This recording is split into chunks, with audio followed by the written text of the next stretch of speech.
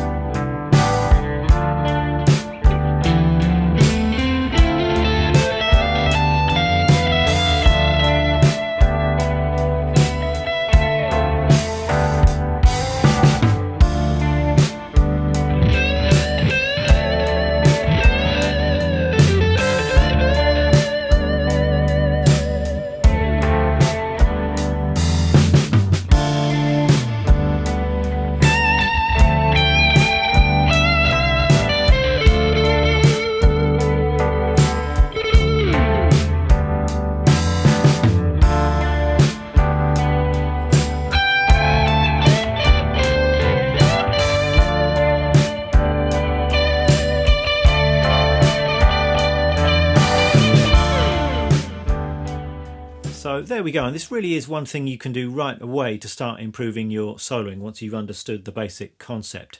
It's really just a mental mindset thing. It's not about learning new stuff, new information. It's not about technique, which can sometimes take months and years to work on. I think this idea is something you can start implementing right away. Let's explore this idea a bit then, and I think a good way to get started might be to take a very simple phrase and then to move that phrase around rhythmically, just so we can get used to how it feels and how it sounds to come in some more unexpected places. Let's do this in the key of D minor. The backing track that I'm playing over today is in the key of D minor. It's actually got a bit of a D Dorian feel to it, so the chords are something like this. We've got...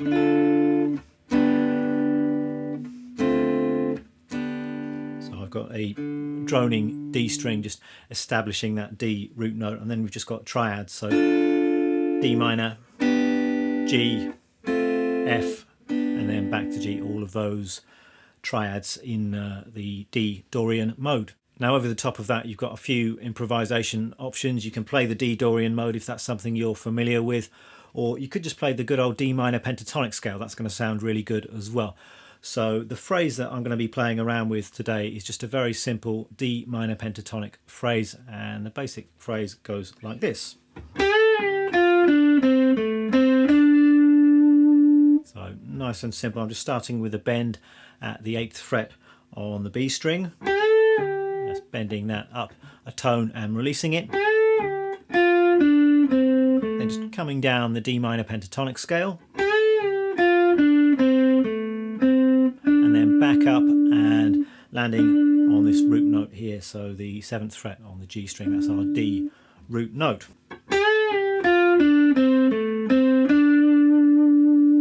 So that's the phrase. As I said, it's a very simple phrase, and I'm deliberately keeping things simple just so it's a bit easier to move this lick around rhythmically. Now what I'm going to do is I'm going to play this lick several times, but I'm going to play it in a different part of the beat each time. Now if you think about it, we've got a bar of 4 beats, and if we subdivide that bar into 8th notes, you've got 1 and 2 and 3 and 4, and we've got 8 different points where we can play that lick. So I'm just going to go through each of those, and I hope that you'll be able to hear how just starting from a different part of the beat completely transforms the feeling of this simple lick. So I'm going to start by playing the lick starting on the 1, and that sounds like this.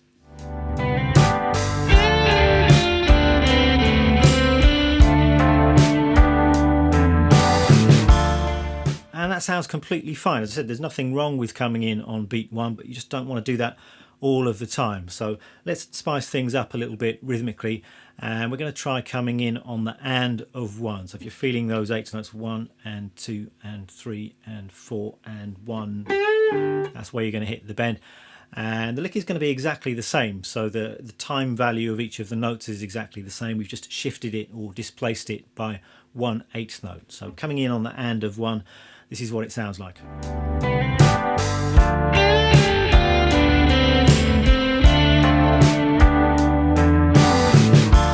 So it almost sounds like a completely different lick. We're coming in on the and of 1, and that's quite an easy thing to get a feel for. It's almost like you just wait for the 1 and then come in immediately afterwards. It's just a slight delay to the start of the lick. So it's 3 and 4 and 1. And it also means that the lick resolves 1/8 note later, which again feels quite interesting. Let's continue the process, and I'm going to start the lick on beat 2, and that would sound like this.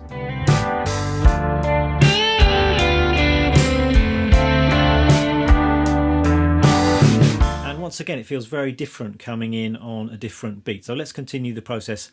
Again, we're going to move one more 8th note along. So now we've got the and of 2. So 1 and 2 and. So that's where we're going to play the bend. 1 and 2.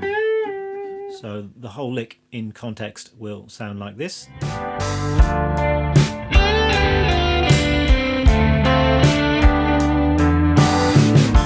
Let's try the lick coming in on beat 3.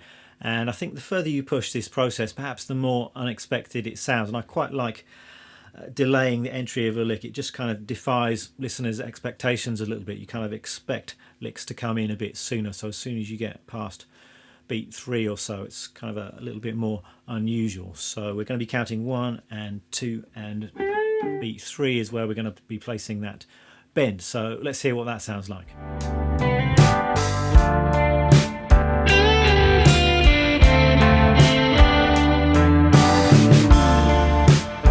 And what about the and of 3? So 1 and 2 and 3. That's where we're going to be placing the bend. That sounds like this with the backing track.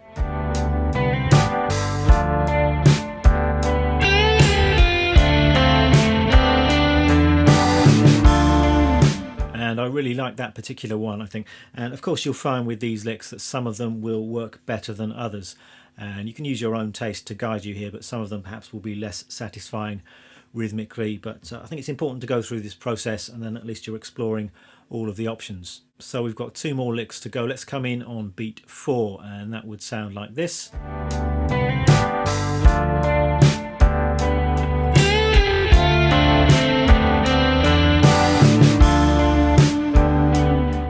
And finally, let's try coming in on the and of 4. So 1 and 2 and 3 and 4. And with this one, it really does feel like you're having to wait quite a long time for the phrase to enter. And I think that can be quite an interesting and exciting thing. So let's hear what that sounds like with the backing.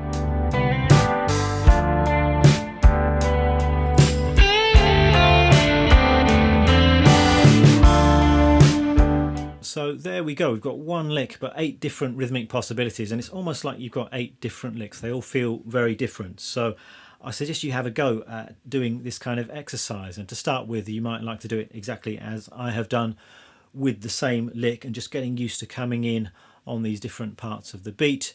But once you've got the hang of that, you can loosen up a bit and try the same kind of idea, but not with a fixed lick every time. And that's the kind of thing that I was doing at the start of this video. I was trying to come in on the 1 and then the and of 1 and then the 2, but I was just going with my instincts as far as the note choice and the licks goes. I didn't have any preset phrases, I was just improvising. So again, that's a very good exercise, just to kind of force yourself to come in on those different bits of the beat. There are, of course, plenty of other rhythmic possibilities, and I'm not going to be able to explore all of them in this short video, but just give you a couple more examples. What if we got some 16th notes involved as well? And with 16th notes, often people will count them 1 E and 2 E and. So each beat is divided up into 4 subdivisions, and a couple of those subdivisions are covered by the 8th note examples that we just talked about, but you've got a couple of others. You've got the E and the so the 1 E and so it's a couple more places at which we could start our lick. So let's take a different phrase, maybe something like this. So just a simple D Dorian melody, and I'm going to come in on the E of 1. So it's 1 E and 2 E and 1 E and 2 E. And in context that would sound like this.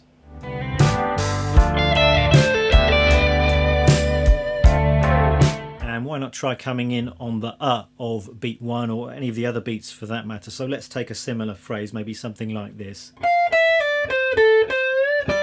And I'm going to come in on the of beat 1, so 1 E and that would sound like this. The count would go like this. So 1 E and 2 E and 3 and with the backing track that sounds like this.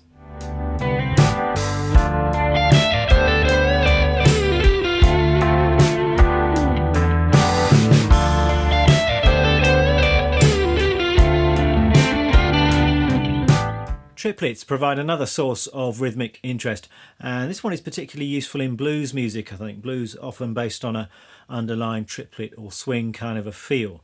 So a triplet is just where each beat is divided up into 3 subdivisions, so you could count that as 1 and a 2 and a 3 and a 4 and obviously you've got the strong beat there, but then you've got the other 2 subdivisions, so the and the if you're counting it like that, 1 and a 2 and a. So we could try coming in on both of those as well. So I've just got 3 more licks for you. These are bluesy kind of licks, and I'm going to come in on the beat and then on each of those triplet subdivisions. And I'm going to do this with my metronome here, I think, and I've got my metronome set to 80 beats per minute, but I've got the subdivision in there, the triplet subdivision. So the first little lick I've got is this. It's a very common bluesy phrase. So we're starting off with a triplet and then sliding up to this A note here, doing this in the key of A, so based on the A minor pentatonic scale. I'm going to play that lick to start with, just coming in right on the beat. So 2, 3, 4.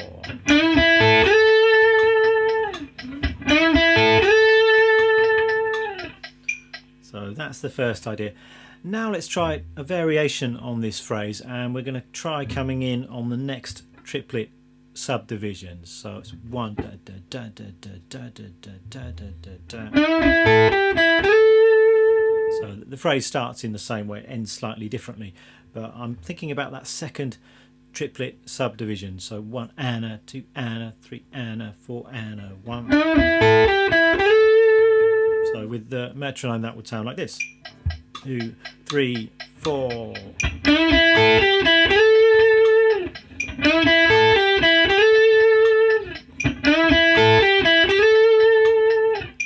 So it's a cool sound, much less obvious and predictable than coming in right on the one with that bend. And for my final lick I've got this idea. And I'm feeling this coming in on that third triplet subdivision, so 1 and a. So with the metronome, 1, 2, 3, 4. 3, 4, 1.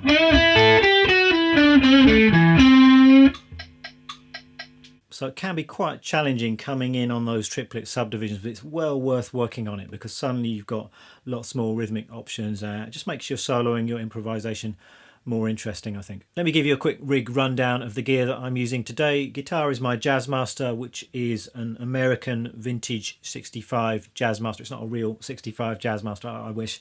It's a reissue Jazzmaster, but it's still a very nice guitar. And then the amp I'm using today is my Fender Princeton. Got a couple of pedals, and for overdrive I'm using the Noble's ODR1 Natural Overdrive. And I've got a bit of delay as well. I've got the delay in front of the overdrive, which is a sound that I like. It's something I do quite often. And today I'm using the Bell Epoch Deluxe, which is, amongst other things, a very good recreation of that classic kind of Echoplex tape echo sound.